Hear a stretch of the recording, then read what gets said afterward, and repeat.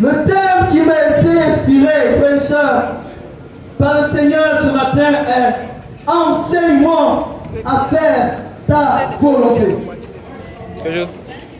Frères et sœurs, enseigne-moi à faire ta volonté.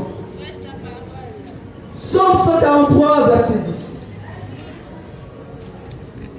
La Bible nous dit, enseigne-moi à faire ta volonté, car tu es mon Dieu. Que ton bon esprit me conduise sur la voie droite. Et ce psaume, frères et sœurs, a été rédigé par le roi David. Mes frères et sœurs, voyons ensemble les conditions, voyons ensemble le contexte dans lequel David a écrit ce psaume. David a écrit ce psaume, frères et sœurs, dans un moment d'adversité.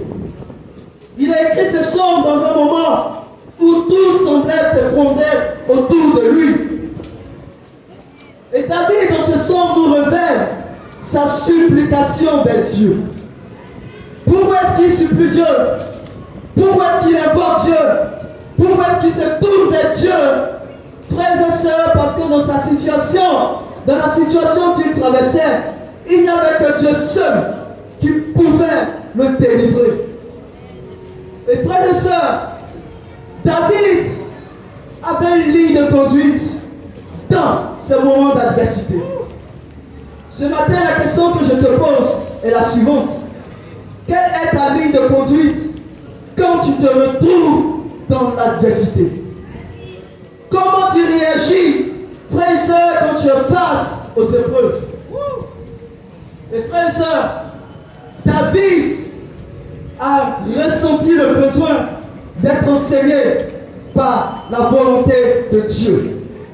Il ne s'est pas donné une autre ligne de conduite si ce n'est que la volonté de Dieu pour sa vie. Et ce matin, frères et sœurs, nous allons apprendre ensemble de David. Frères et sœurs, voyons ensemble le contexte dans lequel il écrit le psaume 143. Ouvre ta Bible et lisons ensemble le psaume 143. Vous êtes avec moi, frères et sœurs? On y va ensemble dans la Bible. À partir du verset 1. Éternel, écoute ma prière. Prête l'oreille à mes supplications. Exerce-moi de ta fidélité dans ta justice. N'entre pas en jugement avec ton serviteur. Car aucun vivant n'est juste devant toi. L'ennemi poursuit mon âme. Il fout la terre ma vie. Il me fait habiter dans les ténèbres comme ceux qui sont morts depuis longtemps. Mon esprit est abattu au-dedans de moi. Mon cœur est troublé dans mon sein. Et je me souviens des jours d'autrefois. Je médite sur tes voies. Je réfléchis sur l'ouvrage de tes mains. Je tends mes mains vers toi. Mon âme soupire après toi comme une terre desséchée. À toi de mes anciens, ô Éternel, mon esprit se consume. Ne me cache pas ta face. Je serai semblable à celui qui descend dans la fosse. Fais-moi dès le matin entendre ta voix. Car je me confie en toi. Fais-moi connaître le chemin où je dois marcher. Car je lève mon âme vers toi. Délivre-moi de mes ennemis, ô Éternel. Auprès de toi, je cherche un refuge. Enseigne-moi à faire ta volonté, car tu es mon Dieu. Que ton bon esprit me conduise sur la voie droite, dans ta justice. Retire mon âme de la détresse, dans ta bonté. Anéantis mes ennemis et fais périr tous les oppresseurs de mon âme. Car je suis ton serviteur. Frères et sœurs, le psaume 143 révèle ici le moment, frères et sœurs, d'adversité que David traversait. Mais ce psaume, frères et sœurs, trouve son origine en 2 Samuel 15. Qu'est-ce qui s'est passé en 2 Samuel 15? C'est en 2 Samuel 15, frères et sœurs, que l'action.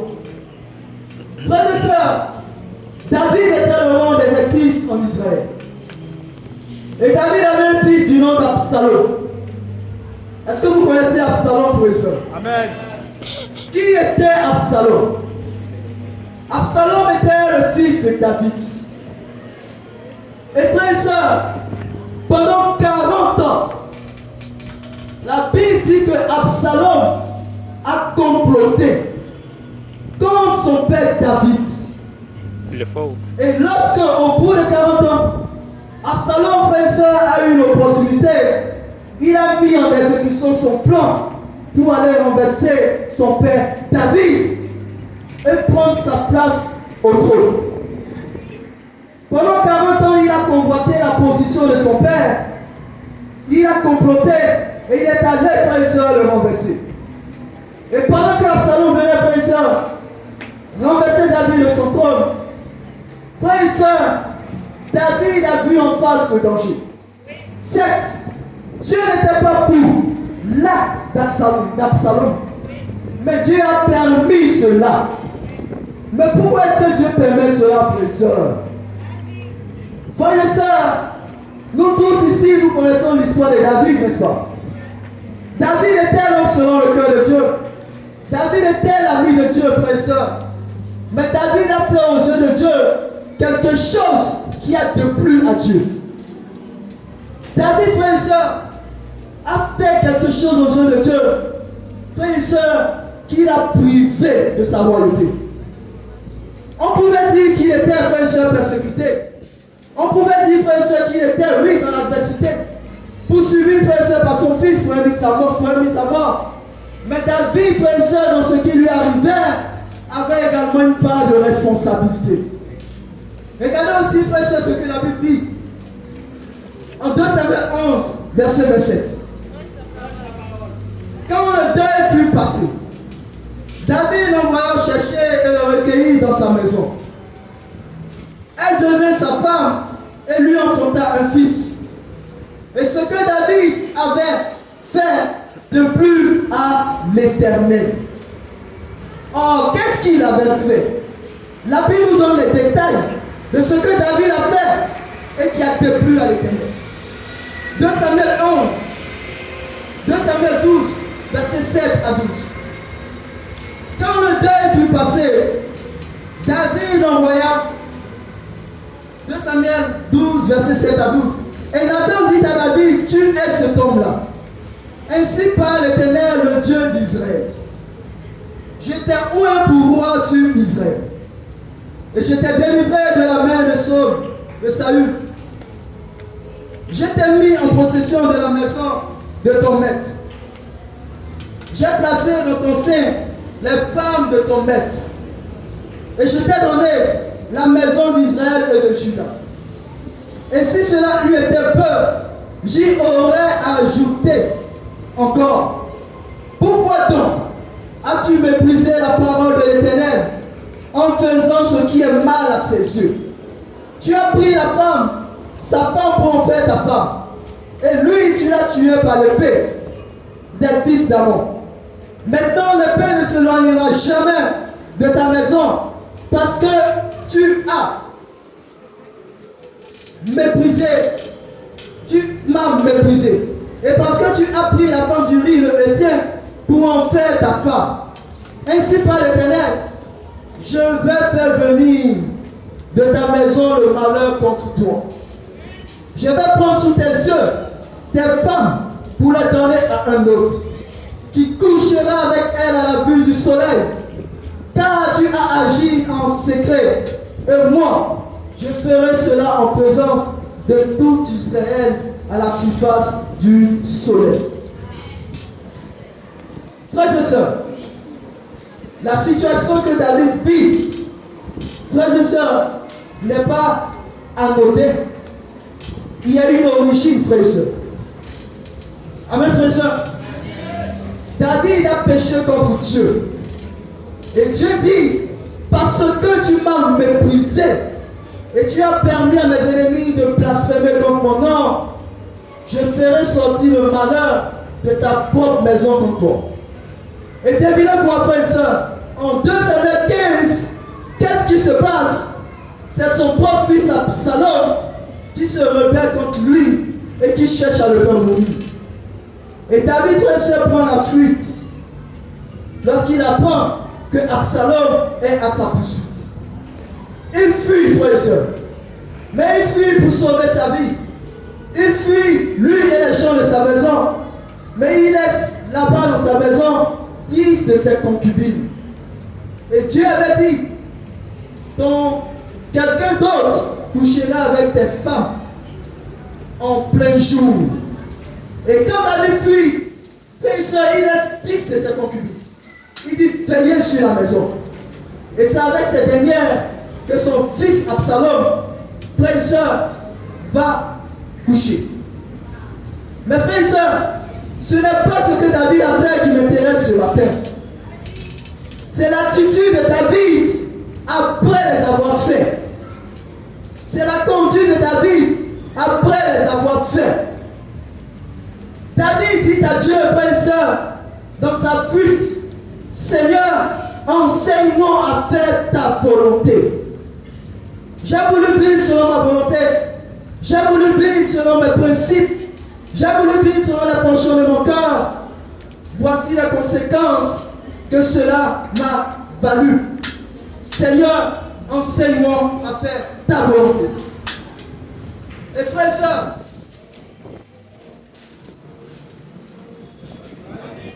sœurs, Absalom se met à la poursuite de David pour le tuer. Mais David, frère et sœur, quand il fuit pour sauver sa vie. Parce que le danger, frère et sœur, auquel il fait face est réel.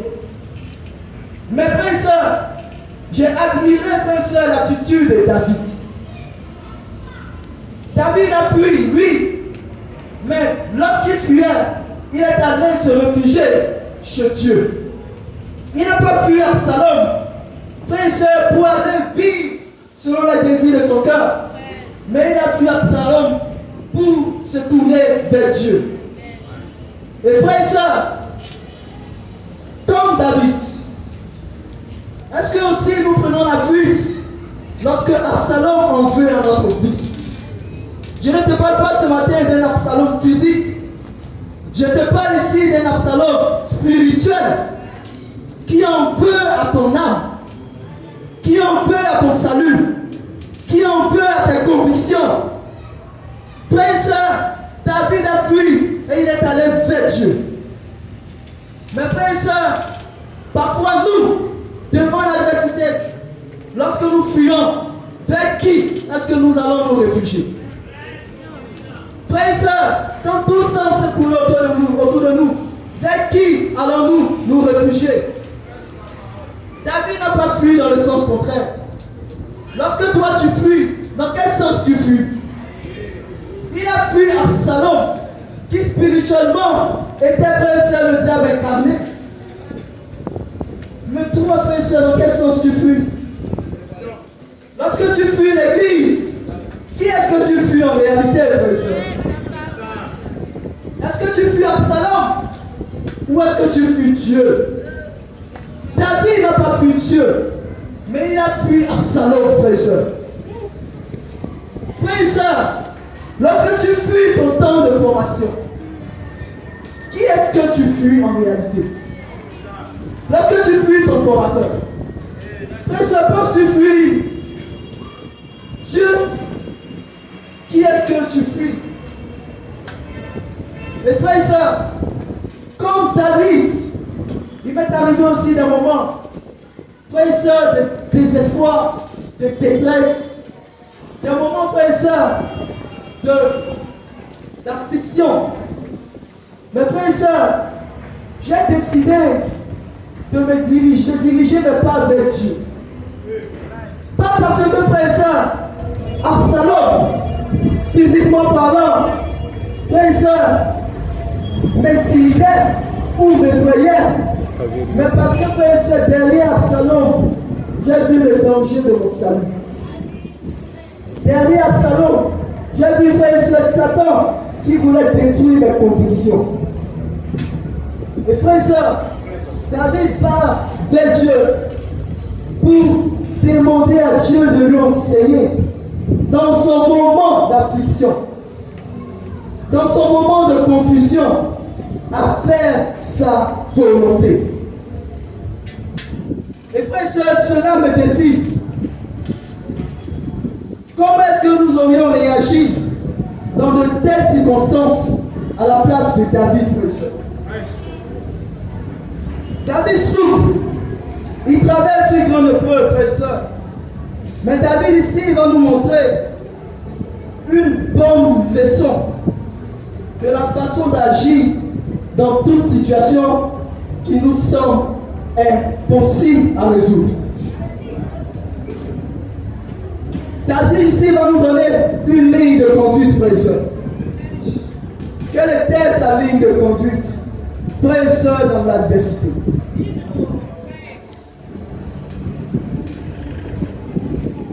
David dit à Dieu, enseigne-moi à faire ta volonté. Il a ressenti le besoin de conseiller quand les circonstances de la vie n'étaient plus en sa faveur. Il a ressenti le besoin, frères et sœurs, de se tourner vers Dieu quand les moments, frères et sœurs, difficiles sont arrivés dans sa vie. Nous savons, frères et sœurs, ce qu'il a traversé, les conséquences de son acte et sa désobéissance à Dieu. Mais Dieu a permis cela, frères et sœurs, pour emmener David à l'indignation. Dieu a permis cela pour emmener David au prison. Dieu a permis cela pour emmener David, frères et sœurs, à la repentance. Frères et sœurs, il fut un moment où, quand j'étais ici à Bichon, frères et sœurs, comme David, frères et sœurs, j'avais brisé Dieu. Il fut un moment où, frères et sœurs, comme David, j'ai sali le nom de Dieu. Et j'ai fait blasphémer, frères et sœurs, les ennemis de Dieu. Je me suis tourné vers mes propres désirs, au lieu de me tourner vers les désirs de Dieu. Et frères et sœurs, j'ai subi les conséquences. David a appris une leçon. Mon premier point sur la terre est: apprends-moi à connaître ta volonté. Apprends-moi à connaître ta volonté. David a compris que la volonté de Dieu, frères et sœurs, dans sa solitude, était prioritaire et vitale pour lui. Dans sa confusion et son incertitude, il a demandé à Dieu de lui apprendre à connaître sa volonté. Et frères et sœurs, je croyais connaître Dieu. Et je croyais connaître aussi la volonté de Dieu. Mais frères et sœurs, Dieu m'a enseigné ce que c'est connaître sa volonté. Parce que tu ne peux pas connaître la volonté de Dieu si tu ne crains pas Dieu, frères et sœurs. Et frères et sœurs, pour m'enseigner sa volonté, frères et sœurs, Dieu a bâti en moi sa crainte. Mais comment est-ce qu'il a bâti, frères et sœurs? Frères et sœurs, il y a 4 ans de cela, quand j'étais ici, à Dijon, j'ai développé, frères et sœurs, après mon baptême en 2017, des attitudes qui n'ont pas honoré Dieu. J'étais très cachoté. Je faisais voir à mon formateur ce qu'il devait voir. Et je cachais l'autre facette de ma vie. Et frères et sœurs, pendant 2 ans, j'ai développé un aspect de ma vie que personne ne connaissait. Pendant 2 ans, frères et sœurs, j'ai caché ma faiblesse. Frères et sœurs, j'avais une faible pour les femmes. Et quand j'ai étudié la Bible, frères et sœurs, je n'ai pas confessé cela. J'ai confessé une demi-vérité. J'avais une copine, j'étais dans l'immoralité sexuelle. Voilà ce que j'ai confessé. Mais je n'ai pas confessé, frères et sœurs, que c'était ma faiblesse. Et 2 ans après mon baptême, frères et sœurs, je je commence à bâtir dans l'église des relations avec les sœurs. Et parfois, frère et sœur, j'avais des conversations tardives avec les sœurs. On constate dans la nuit, on s'appelle, et parfois nos conversations étaient impures. Mais frère et sœur, quand je viens à mon temps de formation, je ne dis qu'à mon formateur ce que je veux qu'il entende. L'homme spirituel apparemment que j'étais,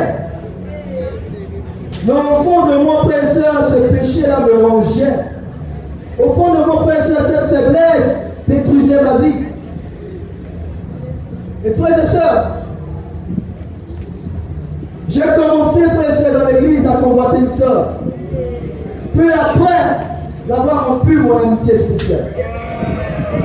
Et j'ai rompu l'amitié spéciale, frères et sœurs, parce que, frères et sœurs, mon amitié était mondaine. Elle n'était pas spirituelle. C'était tout dans les disputes, les conflits. Les frères et sœurs, Dieu ne réside pas dans le désordre. Dieu a cassé mon amitié. Et lorsqu'il a cassé mon amitié, frères et sœurs, il y avait du mal à digérer cela. Au lieu d'aller me réfugier, frères et sœurs, chez Dieu, au lieu d'aller vers Dieu, pour qu'il m'enseigne à faire sa volonté, je suis plutôt allé me réfugier dans les bras d'une sœur.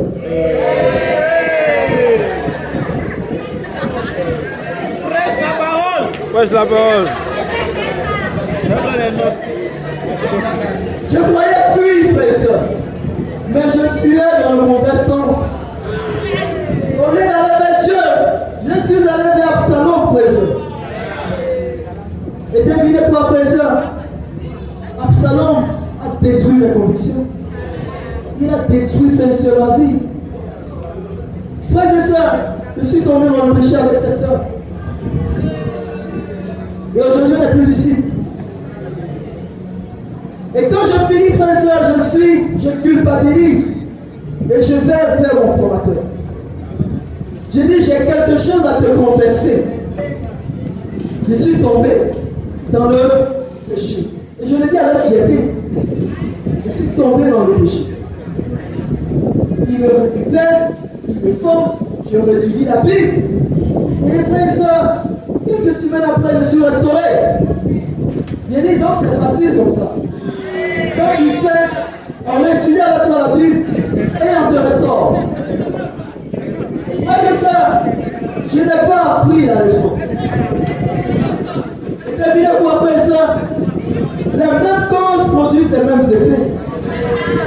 Un péché caché et non abandonné va toujours finir, frère et sœur, par te rattraper. Si tu me caches, si tu veux faire semblant de te repentir, mais ton péché finira toujours par te rattraper. Et devinez quoi, frère et sœur, 6 mois après, je tombe encore dans le même péché et avec la même sœur.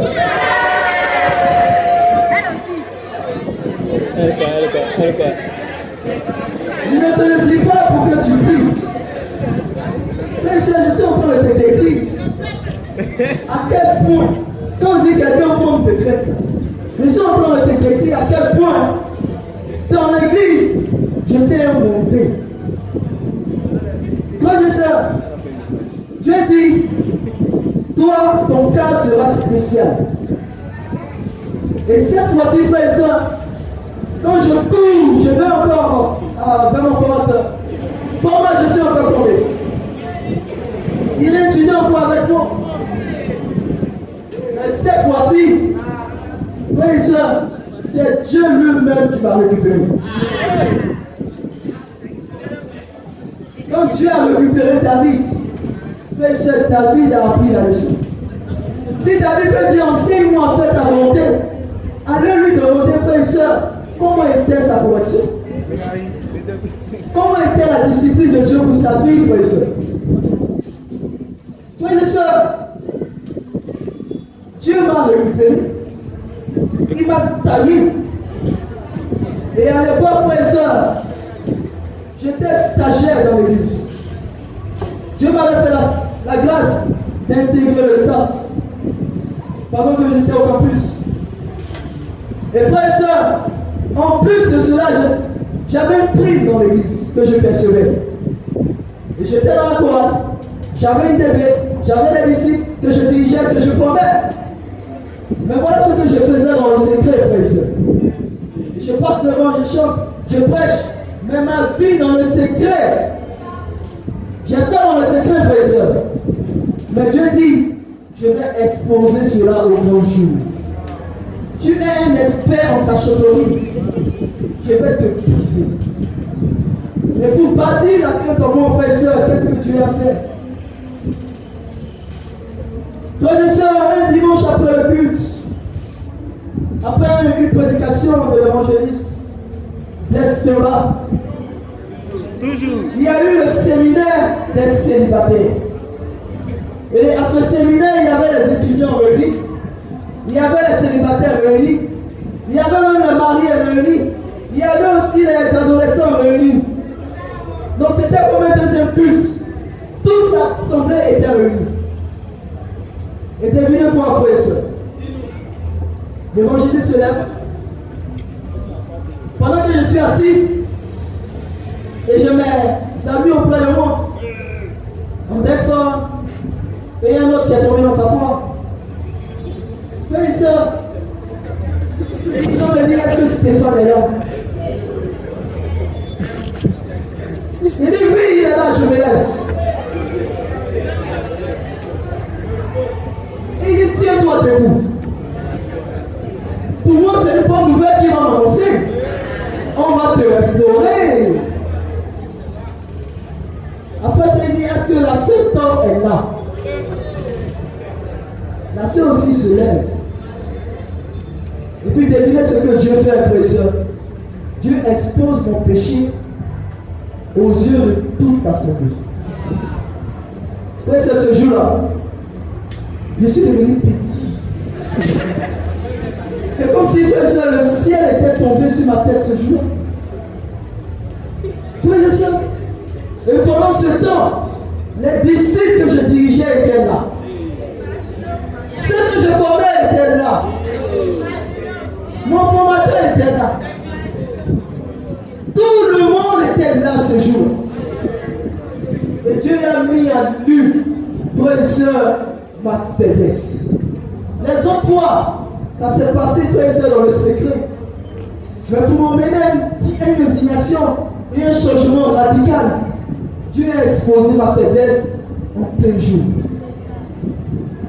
Je ne craignais pas Dieu, frère et sœur, mais Dieu m'a enseigné ce que c'est le crainte. Quand je suis sorti de là, frère et sœur, quand une sœur vient me voir, bonjour, je dis, quitte devant moi.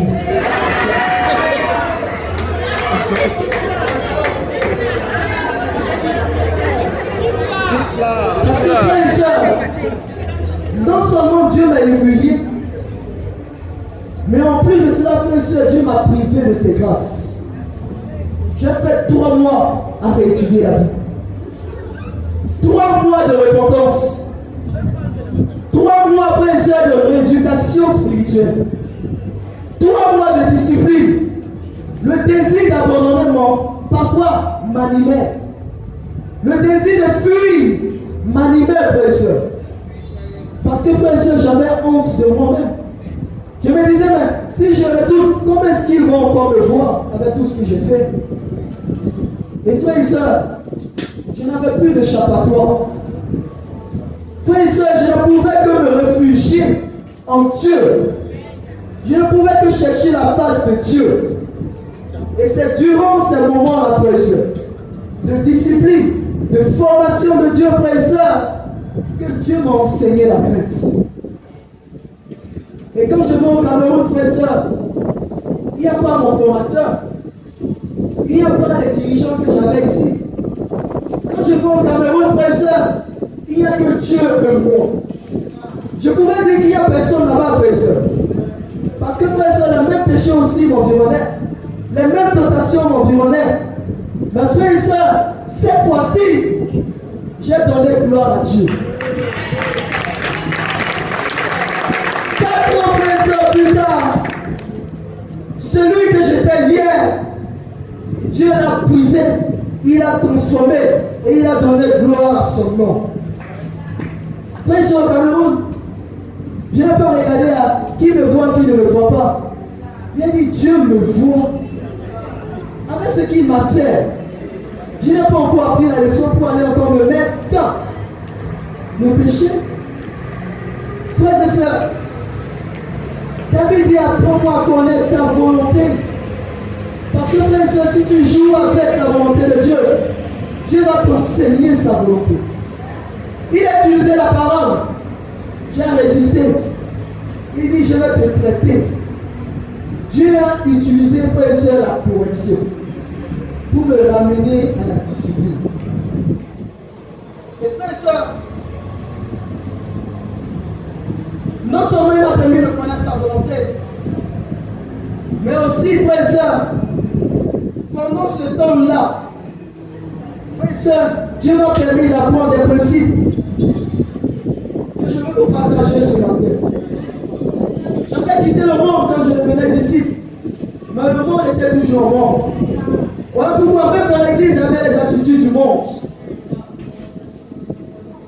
Frères et sœurs, craindre Dieu, c'est connaître ce que Dieu veut pour ta vie. Craindre Dieu, c'est ne pas aller à l'encontre de la volonté de Dieu pour ta vie. Et j'étais allé à l'encontre. Mais Dieu m'a appris ce que c'est le craindre, ce que c'est sa volonté. David disait dans le psaume 51, verset 4 à 6, j'ai péché contre toi seul, et j'ai fait ce qui est mal à tes yeux. En sorte que tu seras juste dans ta sentence, sans reprendre ton jugement. Mais tu veux que la vérité soit au fond de mon cœur. Fais donc pénétrer la sagesse au-dedans de moi. Ce n'est pas contre un homme que j'avais péché, mais frères et sœurs, j'avais péché contre Dieu. Je croyais, frères et sœurs, fait du mal à un homme. Je croyais, frères et sœurs, jouer avec les dirigeants. Mais frères et sœurs, c'est contre Dieu que je péchais. David dit, j'ai fait ce qui est mal à tes yeux. Ce n'est pas aux yeux d'un homme que je faisais ce que j'avais fait, mais c'était aux yeux de Dieu, frères et sœurs. Et de la même manière, frères et sœurs, que j'ai péché, c'est aussi de la même manière que Dieu m'a sanctionné.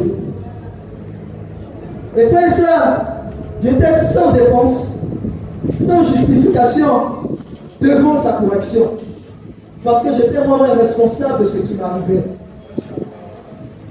Et son but n'était pas besoin de détruire ma vie. Son but pendant qu'il me corrigeait, frères et sœurs, était d'enfuir dans mon cœur sa crainte. David dit, tu veux que la vérité soit au fond de mon cœur. Parce que frères et sœurs, si David n'avait pas la vérité au fond de son cœur, qu'est-ce qu'il avait au fond de son cœur? S'il n'avait pas la sagesse au-dedans de lui, qu'est-ce qu'il avait au-dedans de lui? Et nous savons très bien, frères et sœurs, que la sagesse de Dieu, c'est craindre Dieu. Parce que le commencement de la sagesse, c'est la crainte de Dieu. Et c'est cette crainte que Dieu a bâtie dans la vie de David. David, frère et sœur, a fui Absalom parce qu'il était un frère et sœur persécuté. Mais d'une part, il était frère et sœur à l'origine de ce qui lui arrivait à cause de sa désobéissance à la volonté de Dieu. Et frère et sœur, il dit Seigneur, que ta vérité soit au fond de mon cœur. Ce matin, frère et sœur, j'ai une question pour toi. Si la vérité de Dieu n'est pas au fond de ton cœur, qu'est-ce qu'il y a au fond de ton cœur? Qu'est-ce qu'il y avait de caché dans mon cœur autrefois et que Dieu a exposé, frères et sœurs? Frères et sœurs, qu'est-ce qu'il y a au fond de ton cœur lorsque le dimanche dernier tu as refusé de donner à Dieu ta couleur spéciale? Est-ce qu'il y avait dans ton cœur de l'amour pour donner à Dieu? Quand tu as refusé de donner à Dieu ta collecte, qu'est-ce qu'il y avait au fond de ton cœur? Frères et sœurs, qu'est-ce qu'il y avait au fond de ton cœur? Lorsque durant la semaine, tu as fui ton formateur, tu n'as pas été formé. Mais ce matin, tu es assis ici. Mais qu'est-ce que tu as nourri au fond de ton cœur pendant la semaine? Qu'est-ce qu'il y a au fond de ton cœur, frères et sœurs, lorsque nous annonçons la sémaf? Et que, frères et sœurs, après les 3 semaines, frères et sœurs de la sémaf, tu n'as pas encore eu tes 30 visiteurs confirmés. David dit, tu veux que ta vérité soit au fond de mon cœur. Parce que cette vérité n'était pas dans son cœur. Amen, frères et sœurs. Amen. Et frères et sœurs, Dieu ne réside pas là où il y a le mensonge. Dieu réside là où il y a la vérité.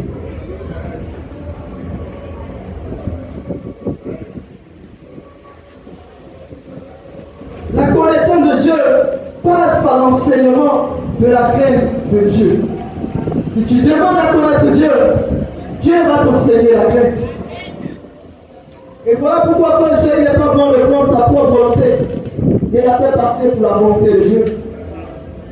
Il n'est pas bon de penser à la place de Dieu. Parce que la volonté de l'homme mène au péché. Mais, frère et sœur, la volonté de Dieu te conduit à la crainte et à la gloire de Dieu. Quelle volonté veux-tu comme enseignement pour ta vie ce matin? La volonté de Dieu pour ta vie ou ta propre volonté? Parce que ta volonté, frère et sœur, va te mener à la ruine. Ta volonté, frère et sœur, va te mener à la disette. Mais la volonté de Dieu, frère et sœur, te conduira à la crainte et à l'élévation. David pour se réfugier vers Dieu. Et frère et sœur, Dieu enseigne à David la crainte de son nom. Et frère et sœur, quand David sort de là, frère et sœur, ce n'est plus un homme qui lui dit fuis. C'est lui-même, frère et sœur, face au péché, qui prend ses pieds et qui fuit.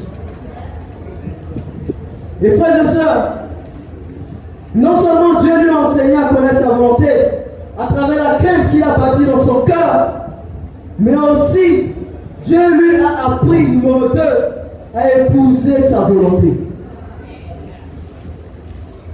Épouser la volonté de Dieu, frères et sœurs, c'est faire alliance avec la crainte de Dieu. C'est aimer, frères et sœurs, la crainte de Dieu. Et cette crainte va garder les souris du monde. Quand j'étais frère et sœur, là-bas au Cameroun, lorsqu'il n'y avait plus le regard, à l'appui de tout le monde, cette crainte va garder les souris du monde. Il y avait des sentiments d'abandon, frère et sœur. Mais cette crainte m'a permis de continuer la foi chrétienne. Et frères et sœurs, quand je regardais à celui que j'étais hier, et à celui que je suis devenu aujourd'hui, frères et sœurs, je ne pouvais que trouver la force pour continuer ma marche avec Dieu. Ma crainte grandissait de plus en plus. Et voilà pourquoi, frères et sœurs, pendant que je suis au Cameroun, le diable, frères et sœurs, ne change pas sa tactique. Hier, j'ai pris l'immoralité sexuelle qui voulait détruire ma vie. Mais le diable, frères et sœurs, s'est déguisé en un autre péché, là-bas au Cameroun. Il s'est déguisé, frères et sœurs, en un péché qu'on appelle la lâcheté. Il dit, tu m'as battu, mais le combat n'est pas terminé. Les frères et sœurs, je pouvais observer dans l'église des comportements, des attitudes qui ne glorifiaient pas Dieu. Mais je me taisais. Et je disais que ce n'est pas mon affaire. Je pouvais voir dans l'église des attitudes qui étaient contraires à la volonté de Dieu. Mais je laissais faire. Mes frères et sœurs, quand mes convictions ont été attaquées, frères et sœurs, j'étais dans l'obligation d'épouser la volonté de Dieu pour ma vie. Ce n'est pas quelqu'un qui m'a dit fais-le. Frères et sœurs, j'ai ressenti le besoin de le faire. Frères et sœurs, qu'est-ce qui se passe? David n'est pas resté là où sa foi était attaquée, là où sa vie était attaquée, là où ses convictions étaient attaquées. David a pris la fuite. Et là où mes convictions étaient attaquées, frères et sœurs, j'ai pris la fuite. Je ne suis pas resté parce que, frères et sœurs, je connaissais les conséquences de la désobéissance à la parole de Dieu. Satan m'a dit quitte l'église. J'ai un avenir glorieux pour toi. Quitte l'église. J'ai d'autres projets pour ta vie. Mais ça me fait penser, frères et sœurs, à la tentation de Jésus dans le désert, en Matthieu 4, verset 4. Satan est venu tenter Jésus avec le pain en échange de son salut. Il a voulu le compromettre. Mais frères et sœurs, Jésus a regardé à son identité et à sa destinée. Il ne s'est pas compromis. Il a épousé le plan de Dieu pour sa vie. Et j'ai aussi décidé d'épouser le plan de Dieu pour ma vie. Donc Satan m'a dit abandonne ta foi, tes convictions. Frères et sœurs, j'ai essayé de réfléchir. Et c'est ce qu'on fait parfois. On veut réfléchir là où Dieu nous dit de dire non. On veut réfléchir là où Dieu nous demande à toucher nos convictions. On veut raisonner. Frères et sœurs, quand tu réfléchis aux propositions de Satan, c'est que tu viens de dire oui à Satan. Ça ne dérange pas. Ouais, ça c'est. Satan m'a fait ses propositions, frères et sœurs. Soyez sympa. Mais j'ai décidé de garder mon amour pour le plan de Dieu pour ma vie. J'ai décidé de garder mon amour pour la volonté de Dieu pour ma vie. J'ai voulu réfléchir, croyant que j'étais spirituel. Mais frères et sœurs, cela démontrait que je n'étais pas loin de la chute. Et j'ai dit non au diable. Et qu'est-ce que la Bible nous dit, frères et sœurs? En Matthieu 5, verset 37. La Bible dit que votre parole soit oui, oui, non, non.